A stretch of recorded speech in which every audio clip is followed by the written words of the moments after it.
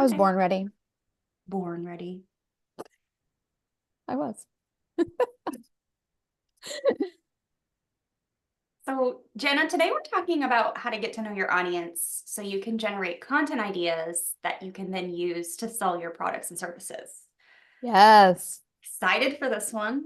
Yes. It's kind of like a two-parter because this week we're talking about strategies that we use for, you could kind of call it market research, but I feel like there's sort of a better way to describe it. Like you described it perfectly, the ways that we get to know our audience so that we understand their problems and their pain points, their goals, the things they're doing now that aren't working, the things that they're thinking about when it comes to our space and our offers.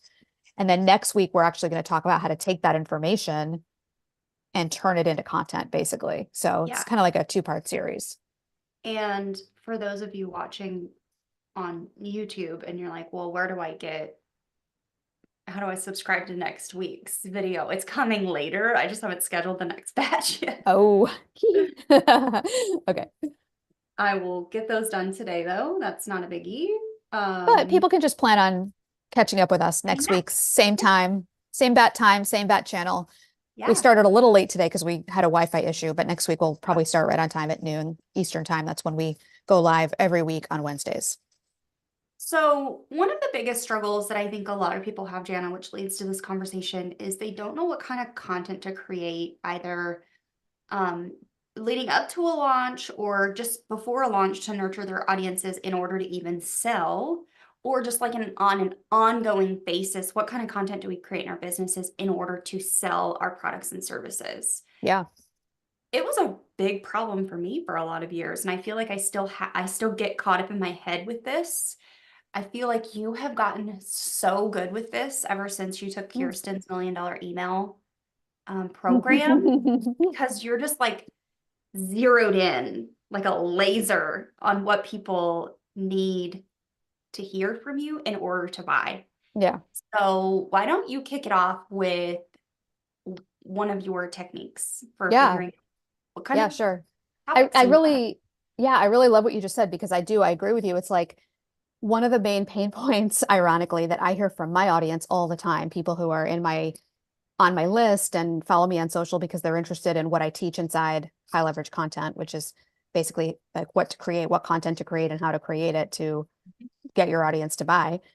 Um, I hear all the time people are saying like, I don't know what content to create. Like either they have all these ideas, but they don't know which ones are going to be the best ones to actually get people to move the needle and move people along towards the buy button, Mhm. or they don't have a lot of content ideas at all because like they get kind of in their heads and think, okay, but again, like, is this something that people would are really going to want? Like, I don't really understand what to create to get people to move forward. Yeah. So that's exactly it. And so, for years, I guess I didn't really realize that. But recently yeah, hearing you say that and having articulated it more recently, it's becoming more clear to me that when we say, I don't know what content to create, what we're really saying is, I don't know my audience well enough. I don't know what it is that they have, what problems and pain points they have. Because if I did, I would know what to say, or I Yeah. would at least have a good idea, a better idea than I do now. I don't know what their goals are, what their desires are. Um, or I don't know, what they're doing now that's not working. I don't know what they believe and what their thoughts are when they hear about either my general solution, like the space that I work in. Like for me, that would be like, creating blogs or content, or what they believe or what they think when they encounter my offer, which is like, high leverage content, the actual like course and system. So once we start to do the work necessary, and it's work, it really is. It's got to be work, and you have to do it systematically, really, in order to find out what all those things are. It becomes a lot more clear what we should create. Yeah. And so, um, the first strategy that I'm going to share today, I think we're going to share four altogether. I'm going to do two, and Mhm. you'll do two. The first one I'm going to share is that inside my course, High Leverage Content, one of the things I'm teaching during the strategy and planning session is how to use a combination of your brain. I call it your top-notch brain. That's a reference to Hamilton, the musical, um, and which I'm a Hamilton nerd. Um, a combination of your brain and ChatGPT AI. So that's my first suggestion for people. And I'm not saying this is the first place I go for sure. This is just my first of four in no particular order, is you can actually ask ChatGPT questions to help figure out what your audience's pain points, goals, um, what they believe now that's not working or isn't true, what they're doing now that's not working, all of those things that I just mentioned.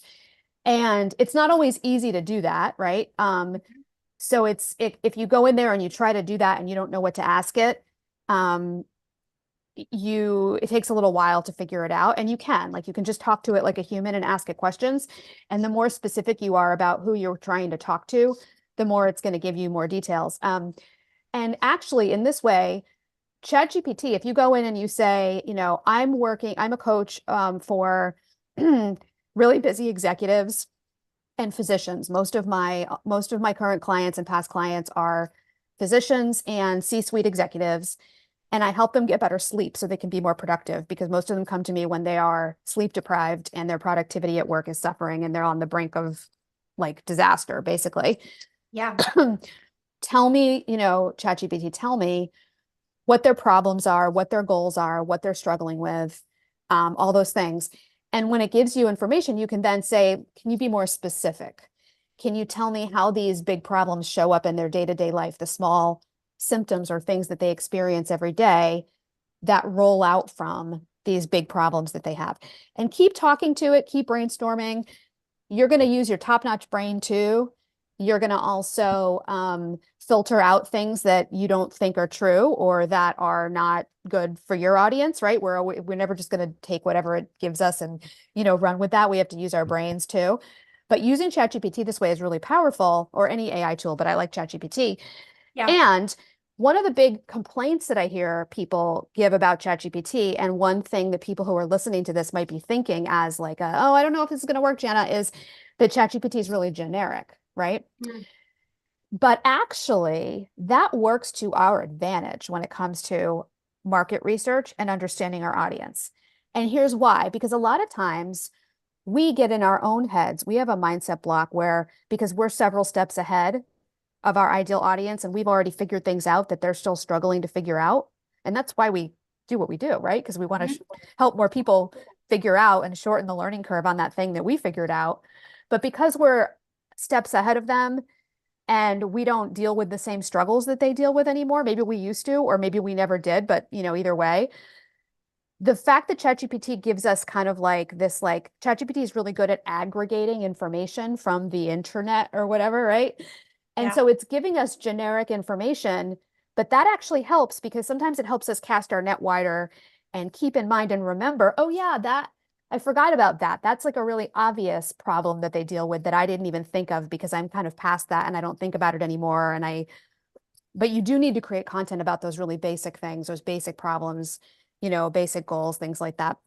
So hopefully this is making sense, but I think using ChatGPT to help you do that kind of like aggregating that market research and aggregating that like social listening, if you will, can be really powerful. And so I do teach techniques and prompts for that inside high leverage content because I think that it's a super way for people, to start really digging into those things that they need to, those pain points, those goals, et cetera, et cetera. So that's my first one, is using AI to help you to uncover some of those things about your Yeah. audience. And it's like, it's a little counterintuitive because it's like, really, we're asking like this machine what humans think, but it's like I said, it's really good at aggregating that info. And as long as we filter it through our own filters when we get it, it can be a really, really good way to come up with those pain points, those goals, which eventually, become content ideas. So Cool. So it's not like a starter copy and paste prompt that you then take that info and run with it. You're having a conversation with yeah, ChatGPT back and forth. yeah. Yeah, and you have to start somewhere. So I actually do give Yeah. some starter copy and paste prompts. But yeah, it's going to be, if you do this successfully, it's going to be a combination of using those and also just asking follow-up questions or saying, thanks for those 10 ideas. Number 8, 9, and 10 are not relevant, but the other ones are. Can you tell me more about number 3? What are the specifics around that? Like, What are how does that show up in their day-to-day life every day? Just asking whatever questions you want to kind of refine and continue to brainstorm and allowing Hmm. space to be open, to that brainstorming process. Yep. This is so interesting. Mhm.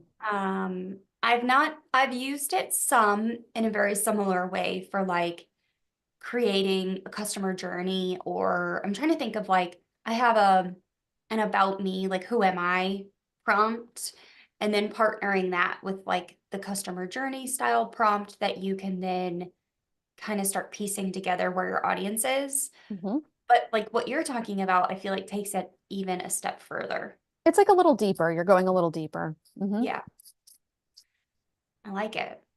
Well, so using AI, obviously, and then I think your second one you could actually use with your AI prompts. Hmm. Do you want me to talk about my second one or do you? Yeah. Yeah. Okay. Um, what was it? Yeah. Do. I actually forget what it was. Oh my God. I want to say like social listening, but it's not because I wanted to talk about something No, else. it's asking questions during your sales Oh launches. yeah, yeah, yeah. Thank you. Okay. Yeah, yeah, Yeah, this yeah. one came to mind. Okay, so we're covering four ways that Heather and I use, like four techniques or strategies that we use to get to know our audiences better. So Mhm. this is a really powerful thing that I do during my launches and during really any sales campaigns that I'm running. And this is something I use my email for. So I have an email list, right? And I've been growing it for years and refining it for years and Mhm. culling it for years so that I have a really engaged audience. Yep. And ideally, I like to think because of the work that I've done that it's a lot of my ideal audience on my email list. So when you have an audience like that somewhere, in my case, in this example, it's in my email list, asking them, right, is a really good idea. Of course, it's kind of basic.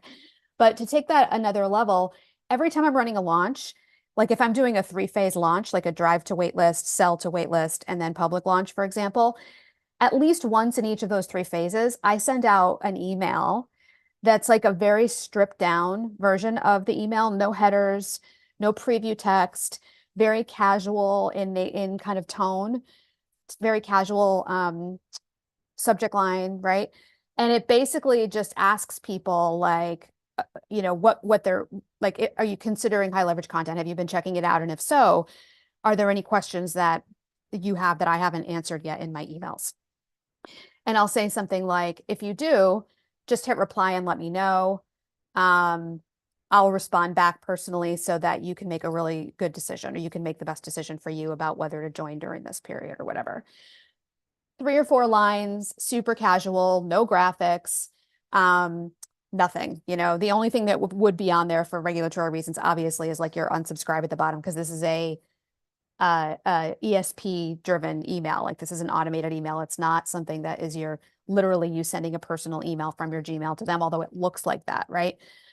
So actually, and this is kind of a little bit of a spoiler for anybody who might be joining live or watches this today. Tomorrow, my public launch begins for high leverage content, and I'm offering a bonus. And one of the things in this little bonus kit is actually the language that I use for these special emails. And basically, the reason why this is so good is that this is a time where you're sending out a lot of emails. And if you also launch on social media, for example, you're also backing that up with a lot of social media posts. So for your audience, wherever they are, whether it's on your email, your socials, everywhere, this is a time where your offer is very top of mind for them, or at least it's going to be more top of mind than it is during a period where, you're not doing a concentrated sales effort, right?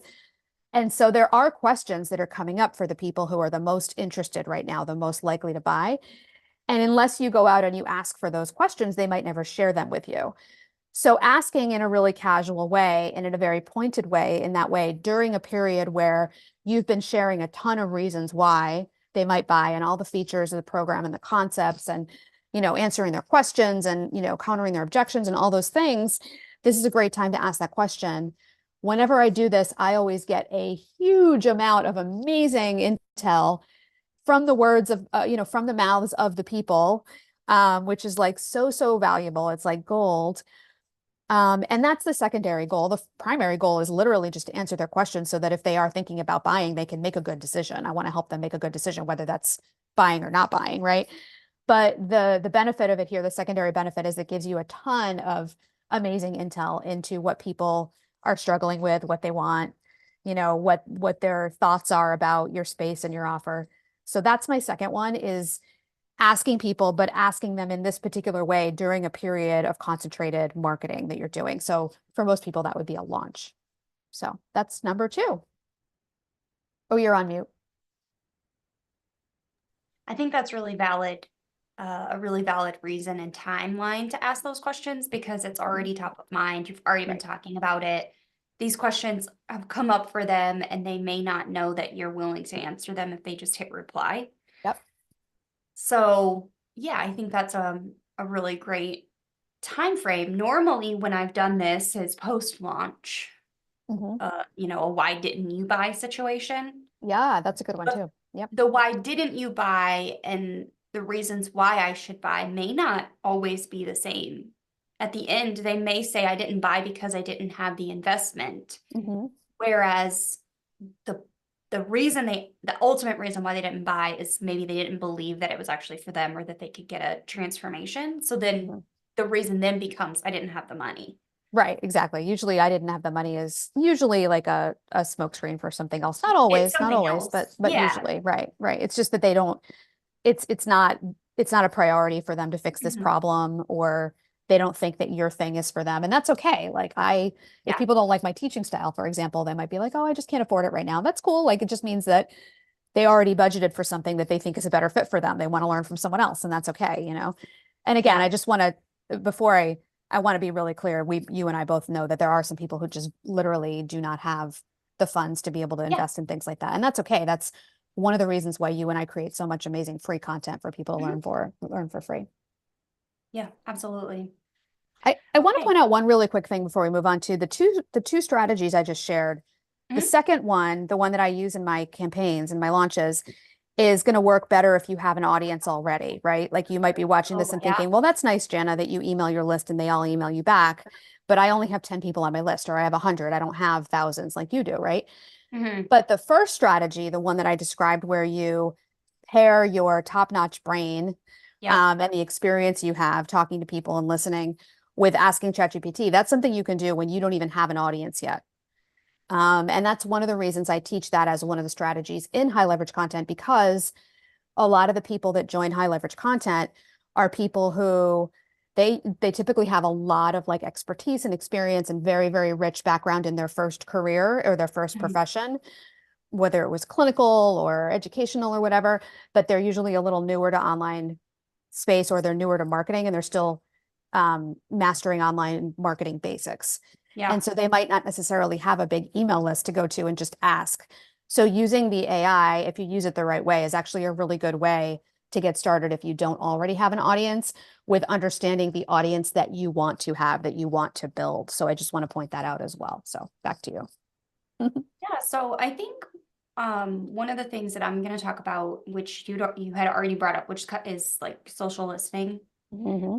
Um, this is a mix of different things, but the one I want to bring to the forefront first, and you do have to be really strategic with the way that you're going to have to go about what I'm about to say.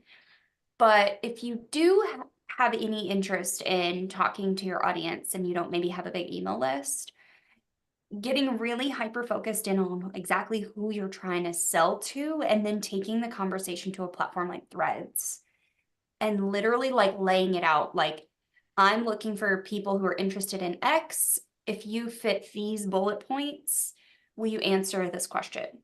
And then Yep. starting a dialogue on a platform like Threads could give you some starter points to then take and plug into your AI Yep. So good. system. Or you could start toying around with some of their responses in some content, um, or even having further deeper conversations with those people in DMs if that is something they're interested in doing. Right.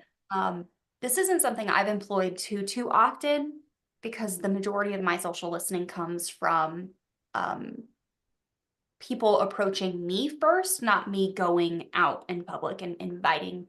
Although I guess you could say my YouTube videos are going out in public and inviting the conversation, because that was kind of the goal when I started the YouTube channel, was to start Hmm. building an audience and really getting in front of them and figuring out what they need. Yeah. So Um, yeah, I guess it could be construed that way. So Yeah. anyways, some social listening things that you can do. And I love being a detective. I am like truly a detective at heart. The more I learn about myself, the more I realize I really am like a little detective. I like going to platforms where I know my audience is hanging out. Hmm. So this could be a platform like YouTube and going to my competitors' YouTube channels Hmm. and going straight to the comments of videos on topics that I know I think I could create about and seeing what they're talking about there. Hmm.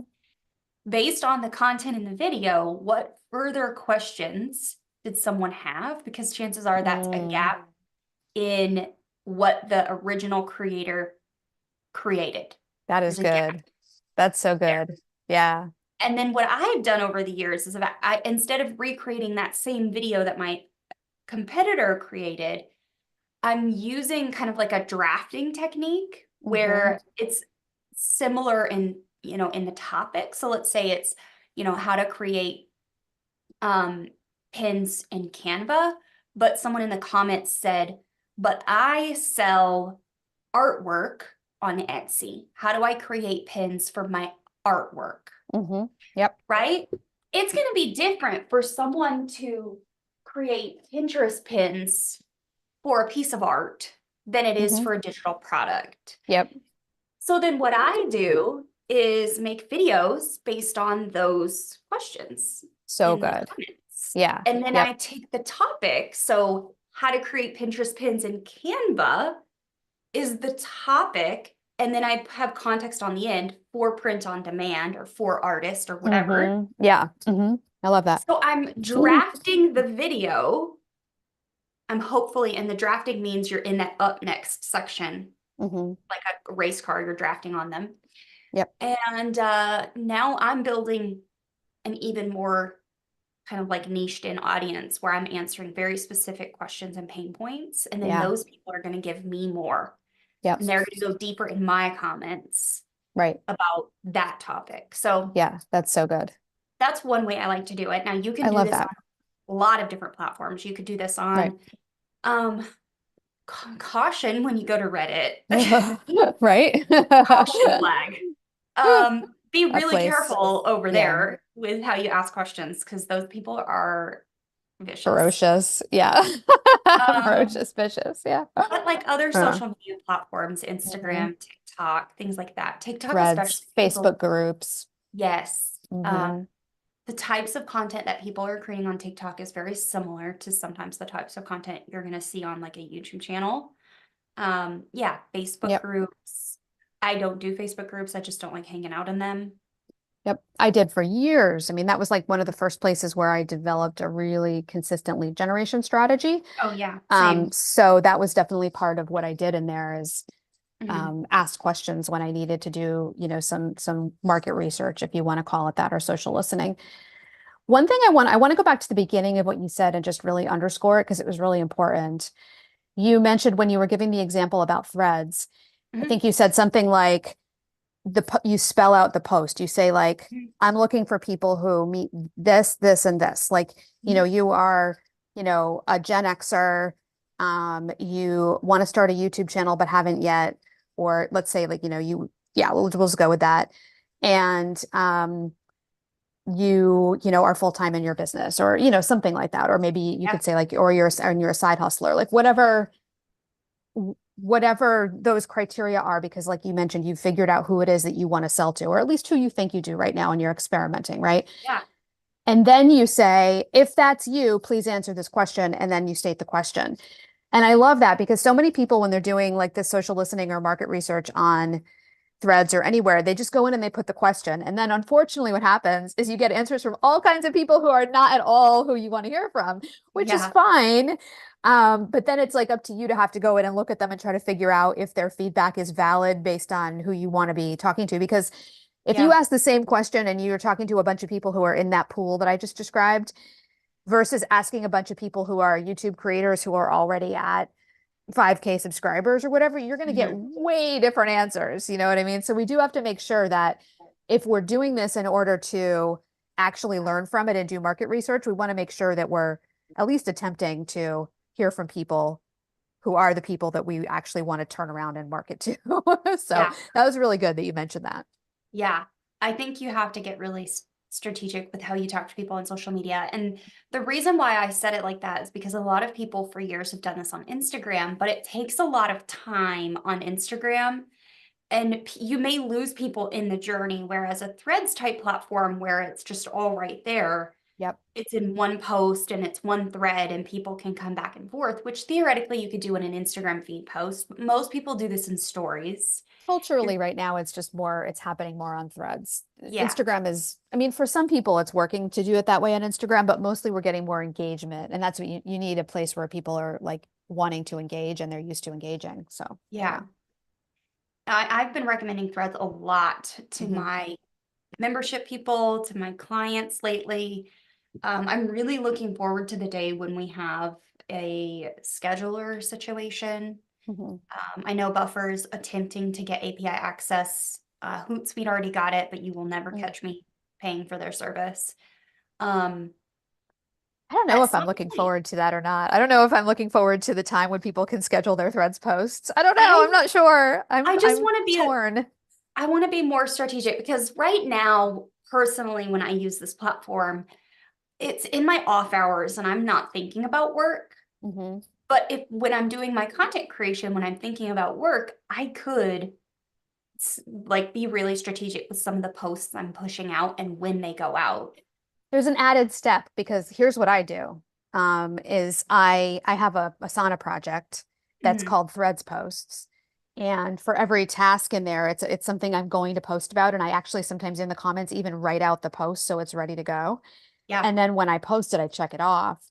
And so I could write a bunch of them. So like when I write a blog post, for example, if I want to say I want to break that blog post down into, two Instagram carousels, an Instagram reel and like 8 threads posts, Mhm. I'll write out the threads post during that like period where I'm sitting down and doing all of that repurposing work, put them in that project. And then when I feel like posting something on threads, I can go in there and grab something and post it. It's kind of Yeah. a, it requires a lot of like forethought and I don't know, it's kind of a lot, but it works pretty well. And I would say Yeah. like, 25% of my posts on threads are coming from that kind of workflow versus just things Yeah. I'm thinking about in the moment. Yeah. And see, a lot of my what I'm thinking about in the moment is I'm screwing off and I'm wasting Which is where we end up like with your posts about, but those are the fun things. Like everybody, I'm sorry, I keep bumping my desk. Everybody wants to see that stuff on threads though. time. Right now, culturally speaking, people want to see some of that, they want that unhinged culture. So it's good. It's good, but But it should probably be about 25/75. Like if you want to use it for business, it should be like 25% like whatever unhinged about, random stuff in your backyard and whatever's going on. And then, 75% somehow related to like business, whether that means, yeah. your offers, what you teach, your business values, showing people what your business values are, things like Mhm. that. Anyway, we're on a big tangent here. I know. We've kind of It covered 4 already. Go ahead. Sorry. the last part that we were talking about really does kind of go into the market research and conversation Oh, good. stuff. There's a segue here. There's a method to our madness. Yeah, no, it really does connect because you're having conversations on there. You're seeing and engaging with your ideal audience, which I will say, if you do want to use Threads as a market research and a business platform, you should be engaging with your ideal audience because Mhm. those people are then going to be served your content. Right, That right now, that is how the algorithm works. You have to right, engage with who you want to see your content. If you right, don't want people like trolls to see your content, then you need to stay out right. of threads that have trolls in them. I'm not doing the best job with that. Like I'm engaging with a lot of I'm people who not are either. like judging the way I do stuff and not so much my ideal audience. So I do need to get better about that. I Thank you had for the someone reminder. yesterday. I had someone yesterday call me a scrub twice, and A I don't scrub? know. What is that? Yeah, What's a scrub? Destiny's Child song. I have no idea. Right. That's exactly what I was thinking. I am not a scrub lady like you are, clearly, because you have 4 followers and no posts. Yeah. Take that. But it really is market research if you're doing it correctly and you're Yeah. engaging with the right people. Now, the last point that I want to bring up is using keyword research as market research. So I do a lot of keyword research. The way that I do keyword research is basically it's topical. And I never really considered that until I started using this new tool for blog topic research, which is called Rank IQ. But really what Hmm. I have been doing has been topic research for a long time, but I use those topics then as keywords. So I'll go to Google and I'll search for things like, I don't know, yesterday I created a video on, Pinterest ads for $100 a day budget. Like if you have $100 a day to spend and you're selling products, what should your Pinterest ads campaigns look like? So I can go to Google and search for that, like Pinterest ads, $100 a day. And then the things I'm looking for are not only keywords that are coming up with my Keywords Everywhere tool, Hmm. but also those people also ask in the related questions at the Hmm. bottom, the related sections at the bottom. So the people also ask questions are very topical. Those can actually end up turning into topics and pieces of content that you could create for social media or YouTube blogs, whatever. And then the additional things at the bottom basically expand on the thing that you put into the search bar. Hmm. Different ways to think about it, different angles you can come at it. Um, things like, can I sell lipstick on Pinterest? Like that'll be Right. like a related topic Hmm. to Pinterest ads for physical products. Hmm. So that is my last point. It's the most simple of them all. Um, you kind of have to know what your people are looking for, or you need to come at it with at least an idea of what people are looking for in order to Yeah. get the right things. Hmm. It's like your original conversation about the AI prompts. You have a Hmm. starter prompt, but then you need to go back and forth with the tool to Right. really refine it and get a deeper insight into it. So you're Hmm. doing that with your keyword research too. Yeah. Yeah. And That looking makes at a lot of multiple sense. keywords and seeing what alternative questions and related topics come up. Yep. Yeah. Yeah. And that's a good point. Like so we actually talked about five, and I'm going to recap them in a second. You're going to recap them. Yeah. But all of these, like some of them are a little bit more beginner friendly, like I mentioned earlier, like number one, no, number one is a little more beginner friendly than number two, for example. Mhm. But they're all things you can start with.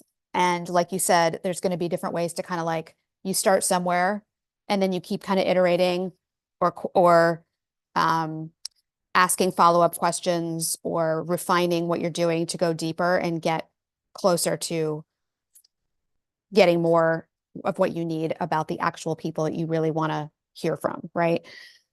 So I guess I say that in the sense that if anybody's listening who goes off and tries any of these and they don't work for you like the first time around, or you're feeling like, that wasn't magic or whatever, keep at it. Like choose something that you like to do. I actually have a block of time now on my calendar on Thursdays where I do a kind of like a market research session. And there's a couple different activities that I sometimes do during that. Any of these things could be those. Yeah. And I have a notebook now where I'm writing down like all of my different insights about what people want, what their problems are, what their goals are, all those things that I mentioned earlier. And also I write down what their actual words are when I'm doing things that, get the word. So I have like a notebook now for that. So my point is that this is something that takes time. It's not something that, happens really easily, quickly, overnight, like anything worth doing. But these are some different strategies and techniques you can try. So the ones we covered in this video were using AI and ChatGPT, the way that I teach it in high leverage content, to kind of like lean into the fact that it's really good at aggregating information about people out there in the metaverse, whatever. Um, and I use metaverse in that way, in the Marvel way, not the what's his name? Facebook way, the Yeah, not the Zuckerberg not the way. Zuckerberg way, right? Yeah. Number two is asking your email list during sales period. So that's the one where I send an email out during my launches and say, hey, did you have any questions I haven't answered yet? Yeah. Number three, Heather talked about social listening in the sense of observing. So she talked about the idea that she'll go and look at like the comments in the YouTube, competitors, or you'd go to, Reddit and read all the comments about somebody's question, or you go to Facebook groups and search a keyword and read all the comments, and you're observing and writing down what people are saying in their comments. And then Yeah. Heather takes that an extra step and does that drafting technique. That's a YouTube thing. Number 4 was social listening, but actually being proactive and not just observing, which is good. I'm not saying that observing is bad, but Yeah. the fourth one was like asking your audience, so polling them or saying, "Hey, I'm looking for 3 people who fit these 3 criteria. If you do, answer this question for me," right? And starting a conversation that way and paying attention to what people say. And then number Yeah. 5 was using your keyword research for whatever platforms, you're on. Or even if you've never been on platforms and you just want to start using keyword research tools to just do some, market research, you can do that. So those are the Hmm. 5 like techniques or strategies that we outlined and talked about today. There are many more, Yeah. of course, but these are 5 that we happen to use in our own businesses and really like and hope that you'll try. Yeah. I think just choosing a path and testing it out, seeing what Mhm, you like. mhm. You don't have to do them all at the same time. No, right. Like anything we ever talk about, don't ever try to do it all. Yeah, no, just start with something, maybe start with the easiest to execute for you. Mhm, For years, the easiest to execute for me has just been simply creating content and inviting conversation. So actually yesterday, this is a really good point.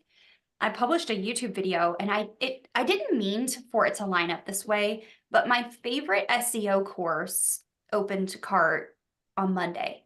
mm, And he's created like some blogging courses too, because a mhm. lot of people that are doing SEO also are interested in like blogging stuff. Yeah. And it's such a cheap, like it's $367. And Oh. then there's a yearly component because Mhm, we don't do lifetime anymore. mhm, Um, but I ended up publishing this YouTube video on my like really simple, like beginner friendly, like these are things that you need to focus on for SEO on your website and your blog posts when you're getting started. mm, That way you're not going back and redoing all of this work later. Because the last thing you want to do is 3 years after you start your blog, have 150 blog posts that you now have to update. Trust me, I have 180, and I think mhm. probably 70% of those need some sort of updates. I just update my top like 5 or 10. Yeah, But so yeah. you don't want to Mhm, have all of this extra work on your plate, all these images you need to rework, menus, categories, all this stuff. So mm, I posted this video and a couple of comments were like, this was really good. Like I've never heard these specific tips before. Can you do this? Can you talk mm, about this? mhm. Like, yeah. Yeah, Like what I else do can. you want to learn? Yeah. Please tell me because I'm always looking for ideas. Yeah. So, Love it. So yeah. good. All right. Well, this is a big one. This is a good video. Next week we're going to be doing kind of like part 2 of this, right? Where we say, Yeah. okay, now that we have some market research techniques that we're doing regularly, how do we actually parlay that Mhm. work we're doing and that knowledge we're gaining and those insights that we're gaining from doing that market research into actually creating content? Because it's not obvious. Yeah. I mean, it's not obvious to a lot of people. Like, how do you actually do that? Like, how do you take what you now know about your audience and your learning? Because we're always all learning and always getting a more deeper understanding of our audience and actually like put that in your content. So we'll talk about that next week. Yep. How to turn your market research into content. Mm, And Jana that's has it. all great examples as always. So we'll chat with you guys next week. I will be putting the next 2 videos up in the schedule. So keep an eye out for those. And we'll see you next time. And we're out.